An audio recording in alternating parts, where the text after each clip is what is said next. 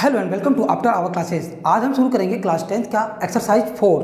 देखिए चैप्टर 4 में क्या दिया गया है, आपको क्वाड्रेटिक इक्वेशन दे रखा है। देखिए चैप्टर 4 क्वाड्रेटिक इक्वेशन आप जानते हैं क्या होता है। कोई भी एक ऐसा इक्वेशन जिसमें वेरिएबल की मैक्सिमम पावर 2 हो तो वो कहलाता है आपका क्वाड्रेटिक इक्वेशन। और इसका स्टैंडर्ड फॉर्म क्या होता है, ax² plus bx plus C equal to 0 के होता है। ये होता है क्वाड्रेटिक इक्वेशन। यानी क्वाड्रेटिक इक्वेशन वो होते हैं जिसमें वेरिएबल की मैक्सिमम पावर कितनी होती है, 2 होती है। जैसे हमने लिख दिया यहाँ पे x प्लस 2 का होल स्क्वायर, और हमें पता करना है कि ये क्वाड्रेटिक इक्वेशन है या नहीं है। अगर इसको सॉल्व करने पर इसकी मैक्सिमम पावर 2 आती है तब तो ये जो है क्वाड्रेटिक इक्वेशन है, अदरवाइज ये क्वाड्रेटिक इक्वेशन नहीं होगा। तो जैसे देखिए हमने x प्लस 2 की होल स्क्वायर को सॉल्व करते हैं तो ये क्या मिलता है हमें, a² plus 2ab plus b²। तो ये हमें मिल गया x² प्लस 4x प्लस 4 मिल गया। तो यहाँ पर हम देख रहे हैं कि वेरिएबल की मैक्सिमम पावर 2 है, यानी ये क्वाड्रेटिक इक्वेशन है। अगर वही चीज़ लिखते हैं जैसे x प्लस 2 एक ब्रैकेट में, दूसरे में x माइनस 2 लिख दिया हमने, और ये पता करना है क्वाड्रेटिक इक्वेशन है कि नहीं है। तो सबसे पहले हम इनका क्या करेंगे, मल्टीप्लाई करेंगे। देखिए एक ब्रैकेट में a प्लस b है, एक में a माइनस b है, यानी a² माइनस b², यानी x² माइनस 4 हो गया। ये भी हमारा एक क्वाड्रेटिक इक्वेशन है। अगर यहीं पे लिखते हैं जैसे x in bracket x plus 4 लिख देते हैं, तो यहाँ पे देखना है तो ये देखिए हमने इसका जो मल्टीप्लाई किया तो ये हमें मिल रहा है x² प्लस 4x मिल गया। ये भी हमारा एक क्वाड्रेटिक इक्वेशन है।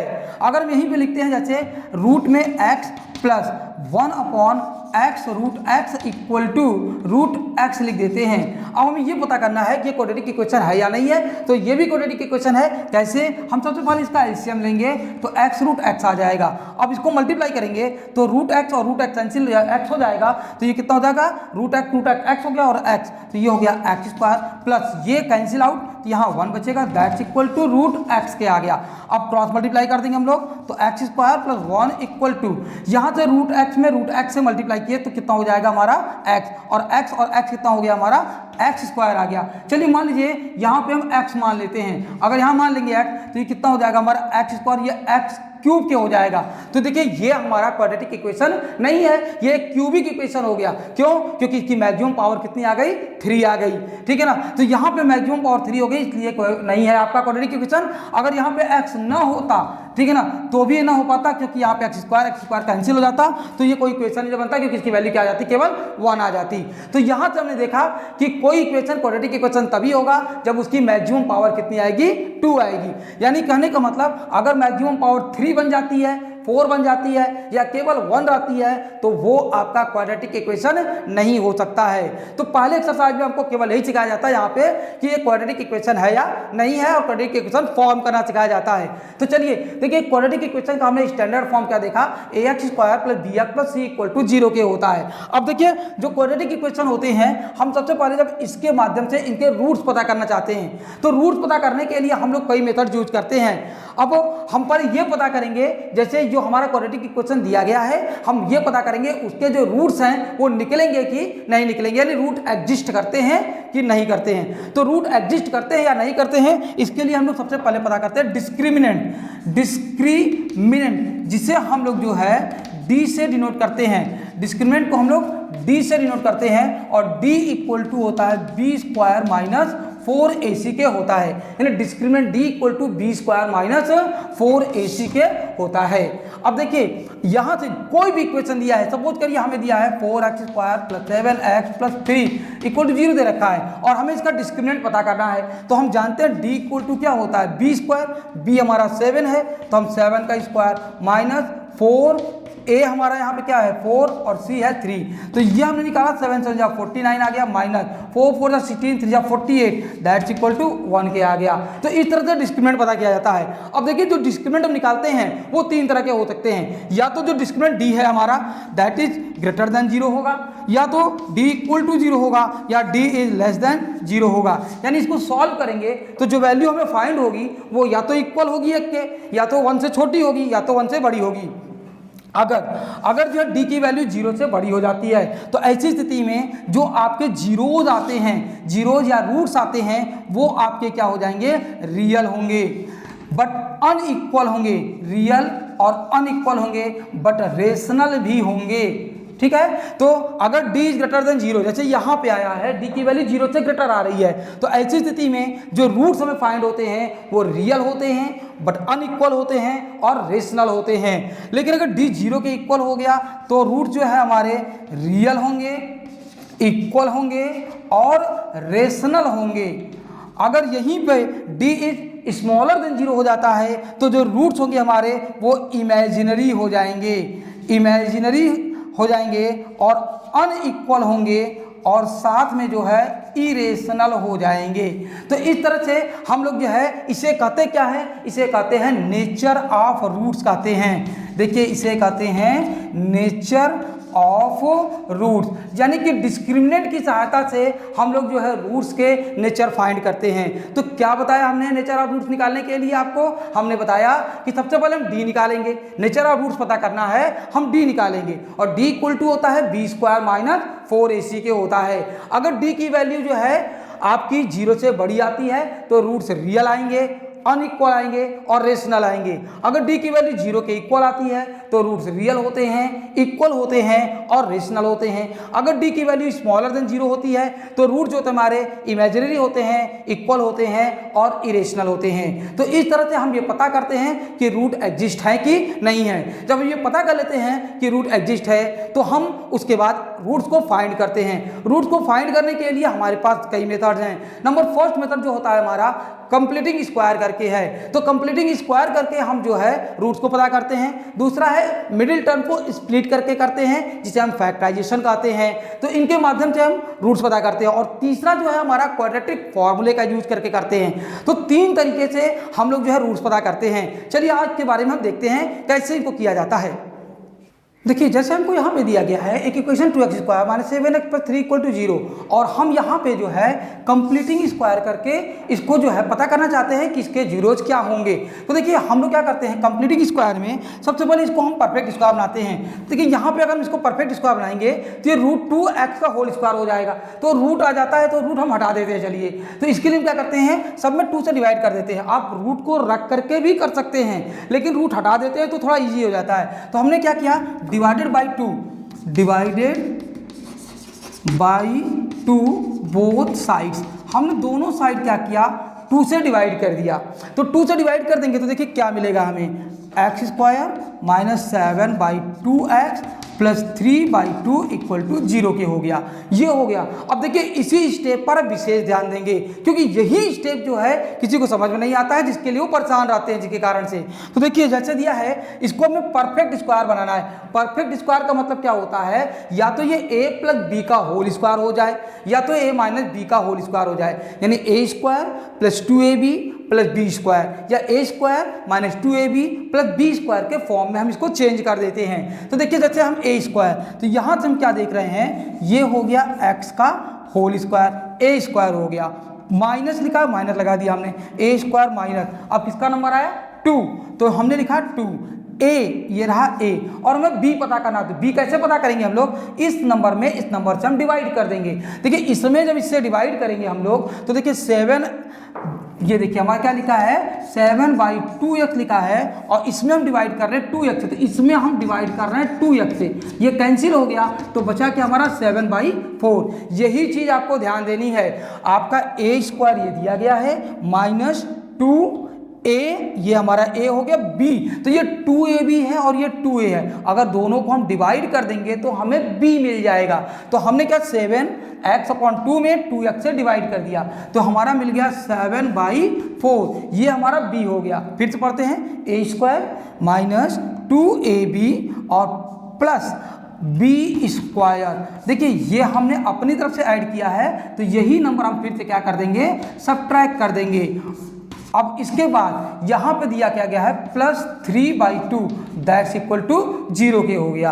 अब ये देखिए a square minus 2ab plus b square, ये जो पूरा हिस्सा है आपका यहाँ से यहाँ तक ये हो जाएगा a माइनस बी का whole square, a minus b का होल स्क्वायर हो गया। और बचा क्या आपके पास माइनस 7/4 का होल स्क्वायर, यानी कि 49/16 प्लस 3/2 दैट्स इक्वल टू 0 के हो गया।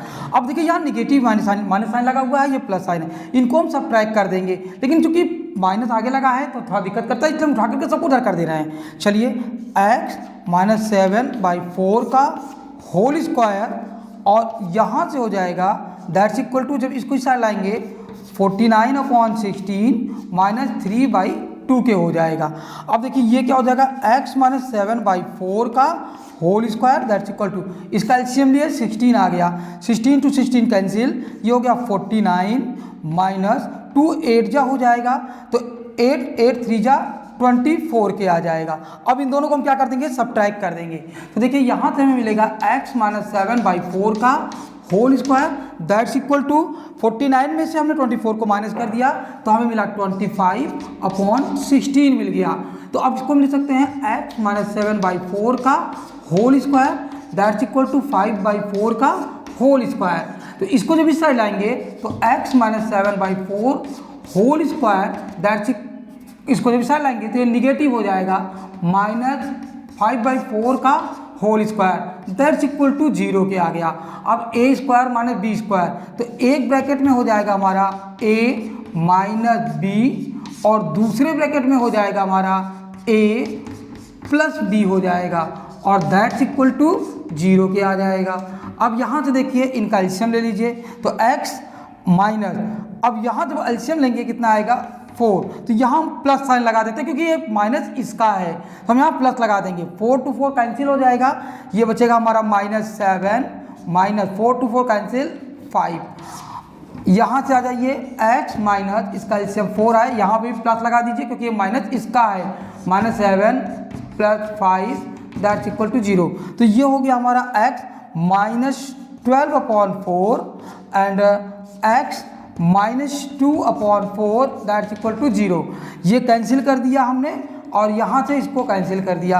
अब या तो ये 0 होगा या तो ये 0 होगा। If x minus 3 equal to 0, देखिए हम जानते हैं दो नंबर का प्रोडक्ट कभी भी 0 नहीं हो सकता है, केवल तभी 0 हो सकता है जब उनमें से एक नंबर खुद 0 के बराबर हो या दोनों नंबर 0 हो। तो हमने मान लिया अगर ये नंबर 0 के इक्वल है तो x माइनस 3 इक्वल टू 0 है अगर, तो यहाँ से x की वैल्यू 3 आ जाएगी। और if x minus 1/2 equal to 0 के है तो यहाँ से जो है x की वैल्यू हो जाएगी 1/2। इस तरह से जो है हम कंप्लीटिंग स्क्वायर करके फैक्टर इसके जो है रूट्स पता करते हैं। तो देखिए यहाँ पे सबसे बड़ी जो चीज़ थी वो यही थी आपका a square minus 2ab b को फाइंड आउट करना। अब जो दूसरा मेथड हमारा है वो है मिडिल टर्म को स्प्लिट करके करना। देखिए जैसे ये क्वेश्चन हमको दिया गया है 2x square minus 7x plus 3 equal to 0, यहाँ पे मिडिल टर्म को स्प्लिट करके जो है हम इसके रूट्स पता करते हैं। तो जब मिडिल टर्म को स्प्लिट करते हैं तो उसमें कुछ चीज़ें हमें ध्यान देनी होती हैं। क्या, अगर यहाँ पे प्लस साइन लिखा हुआ है यानी दोनों a और c अगर पॉजिटिव हैं, a और c पॉजिटिव हैं, तो ऐसी स्थिति में हम सबसे पहले क्या करते हैं, इन दोनों का प्रोडक्ट निकालते हैं। ये तो फिक्स होता है। देखिए मिडिल टर्म को स्प्लिट करने के लिए सबसे पहले हम इन a और c का हम प्रोडक्ट निकालते हैं, यानी 2 और 3 का हमने प्रोडक्ट निकाला, 6 आ गया। अब 6 का हम फैक्टर करेंगे।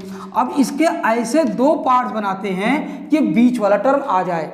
अब बीच वाला टर्म लाने के लिए जो दो पार्ट्स हम बनाते हैं तो हम ये देखते हैं कि अगर ये पॉजिटिव है, a और c पॉजिटिव है, तब तो इन दोनों को हम ऐड करेंगे। अगर a या c में से कोई भी निगेटिव हो गया तो हम माइनस करके ही लाते हैं। ये सबसे बड़ा पॉइंट है इसका, इस चीज़ को हमेशा याद रखें। अगर a और c ये पॉजिटिव हैं तब तो हम इन दोनों को प्लस करके लाएंगे, और अगर ये निगेटिव इनमें से कोई भी एक निगेटिव हो गया तो हम इन दोनों को माइनस करके हम बीच वाला टर्म लाते हैं। अब देखिए यहाँ पे पॉजिटिव है तो 3 2 6 हो गया, इसके दो पार्ट्स हमें बनाने हैं कि 7 आ जाए। तो देखिए 2 और 3 को ऐड करने पर तो 7 आएगा नहीं, तो हम क्या करते हैं 6 का हम केवल एक फैक्टर का लेंगे, 6 1 जा 6 है। तो एक तरीका ये भी होता है। एक चीज़ और होती है क्या, कि अगर हमें जो इनका प्रोडक्ट आया है प्रोडक्ट से एक ज़्यादा या एक कम चाहिए, यानी कि प्रोडक्ट से हमें 1 मोर या 1 लेस चाहिए, तो ऐसी स्थिति में हम क्या करते हैं उसी नंबर से इसको स्प्लिट करते हैं। जैसे 24 है और हमें 25 चाहिए तो 24 1 जा कर देंगे हम लोग, तो 24 + 1 कर देंगे। तो अब यहाँ से देखिए तो इसको हम जब स्प्लिट करेंगे मिडिल टर्म को तो लिखेंगे 2x² minus 6x plus x plus 3 that's equal to 0 के हो जाएगा।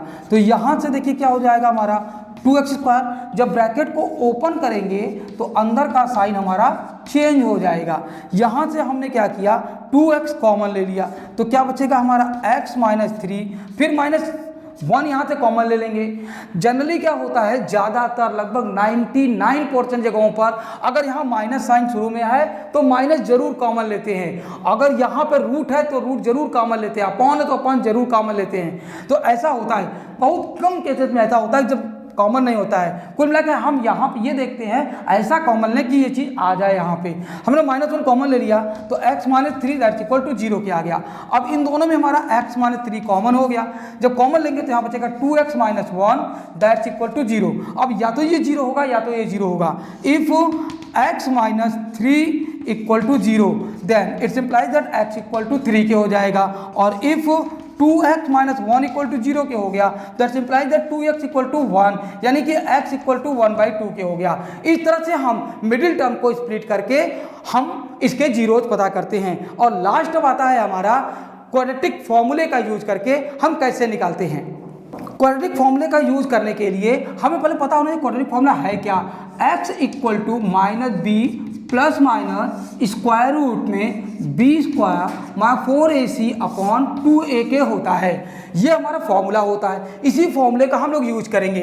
तो सबसे पहले हम यहाँ से पता कर लें a कितना है, तो इसको हम कंपेयर कर देते हैं। कंपेयरिंग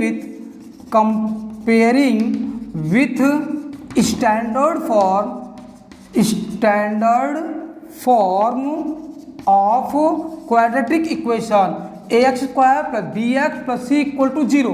अगर इसे कंपेयर कर देते हैं तो देखिए हमें यहाँ पे a की वैल्यू 2 मिल जाएगी, b माइनस 7 है और c की वैल्यू हमें 3 दी गई है। तो हम जानते हैं कि जो हमारा क्वाड्रेटिक फॉर्मूला होता है वो क्या होता है। क्वाड्रेटिक फॉर्मूला होता है x equal to minus b plus minus square root b² minus 4ac upon 2ak होता है। तो यहाँ से x equal to minus b कितना दिया गया है -7 प्लस माइनस स्क्वायर रूट में b² माइनस 7 का स्क्वायर माइनस 4a हमारा 2 है और c हमारा 3k है और इट्स होल डिवाइडेड बाई हमने कर दिया कितना 2a हमारा 2k हो गया। तो x की वैल्यू आ गई हमारी 7 प्लस माइनस स्क्वायर रूट में 49 माइनस 4 टू जा 8 3 जा 24, ये हो गया 24 और इट्स होल डिवाइडेड बाई हो जाएगा हमारा 4k। अब यहाँ से देखिए x इक्वल टू क्या हो जाएगा 7 प्लस माइनस इन दोनों को सब्ट्रैक्ट कर दिया रूट में 25 it's whole divided by 4k आ गया। तो यहाँ से हम कह सकते हैं क्या x equal to 7 plus minus 5 it's whole divided by 4। अब हम क्या करेंगे एक बार प्लस वैल्यू लेंगे और एक बार माइनस वैल्यू लेंगे। तो टेकिंग प्लस वैल्यू, जब हम प्लस वैल्यू लेते हैं तो हमें पहला रूट मिलता है alpha that's equal to 7 plus 5/4। तो 7 5 12/4 दैट्स इक्वल टू 3k आ गया। अब हम लेंगे माइनस वैल्यू लेंगे तो टेकिंग माइनस वैल्यू, जब माइनस वैल्यू लेते हैं तो बीटा इक्वल टू क्या हो जाएगी हमारी 7 माइनस 5/4 दैट्स इक्वल टू 2/4 काट दिया तो हमारा कितना आ गया 1/2 आ गया। इस तरह से हम जो है क्या कहते हैं कि क्वाड्रेटिक फॉर्मूले का यूज करके हम दोनों रूट्स इसके पता कर लेते हैं। अगर वीडियो पसंद आई हो तो कमेंट बॉक्स में कमेंट अवश्य करें और हमारे चैनल को सब्सक्राइब करें ताकि हम इसी तरह के वीडियोस आपको बताते रहें।